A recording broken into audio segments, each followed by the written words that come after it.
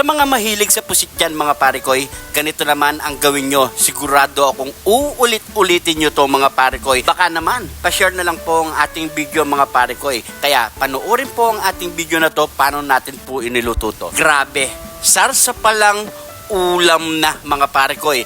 Nyamanaken saken! Meron tayo ditong isang pirasong pusit. Kulang sa 1 kilo to mga pare koy. At nalinisan na rin natin yan mga pare koy. Nabili nga pala natin to mga pare koy sa tapat ng Pure Gold Pulong Kakutod. Sa tabi lang ng nagpuprutas yan mga pare koy. At marami kayong mapipilian na isdang dagat dito mga pare koy. Tulad ng malalaking sugpo at napakatabang alimango, malalaking hipon at marami pang iba. Na-prepare na rin natin ang ating mga gagamitin na ingredients mga pare koy. So unang gagawin natin, gisa muna natin ng sibuyas, kamatis, celery. Lagyan natin ng pamintang wasak, magic seasoning at konting asin. Siyempre, di mawawala ang kidlat ni Jun TV. At halo-haluin lang natin yan mga pare koy. So kapag ganyan na, okay na yan bago natin to ipalaman sa ating pusit mga pare koy. So yan, ilalagay na natin yan mga pare koy. Siyempre, lagyan din natin ng cheese. At maglalagay din tayo ng itlog pula dyan mga pare koy. Itlog ng puro yan mga pare koy para mas masarap ang ating pusit mga pare koy. So yan mga pare koy, piprituin lang natin yan ng magkabilaan. Okay na yan mga pare koy. Kaya share nyo po ang ating video para mas marami pa makaalam nito mga pare koy. So gagawa muna tayo ng white sauce mga pare koy. So purong ebap ang gagamitin natin dyan mga pare koy. So maglalagay lang tayo ng konting pamintang wasak dyan. At syempre maglagay tayo ng pampalasang magic seasoning, konting asin.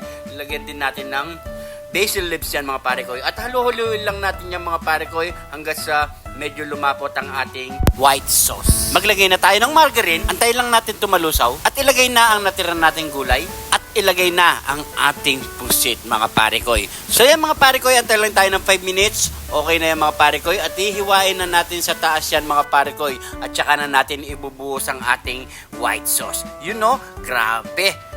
Tsura pa lang, napakasarap na. Siyempre, ano pang kasunod niyan mga pare koy? Nyamanaken saken! Let's go!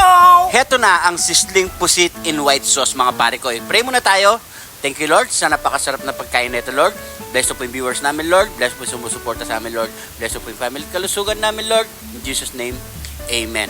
So yan mga pare koy, sabay-sabay po tayong kumain. Yan mga pare koy. At maghapag na rin po kayo. You know? Grabe. Siyempre, lagyan natin ng sarsa yan. Yan ang napakasarap at napakalasa mga pare koy. You know? Lagyan na natin yan. Share nga pala sa ating mga OFW natin yung bayani mga pare koy. Lagi po kayo mag-iingat sa mansulok ng mundo. Grabe. Takam na ako mga pare koy. You know? Kain po mga pare koy. You know? Mainit pa. Sarap. Grabe.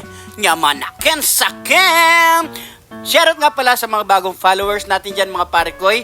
Maraming salamat po. Welcome na welcome po kayo dito mga pare koy. At kung di ka pa naka-follow, mag-follow na mga pare koy para updated kayo sa mga bago nating ilalabas na recipe mga pare koy. At kung napadaan ka naman sa parte ng video na to, paki-comment lang po kung saan umabot ang ating video para alam natin mga pare koy. Shoutout nga pala kay pare koy Jojo De Jesus ng Marisol Angeles City at kay Boss Dan Bondok ng UK, kay pare koy ST Gabriel Carpio ng Malolos, Bulacan at siyempre kay Marikoy Christy Ochi ng Japan at kay Madam Helen Orehashi ng Japan. Shoutout po sa inyo lahat mga pare koy. Siguro hanggang dito na lang po ang ating video mga pare koy.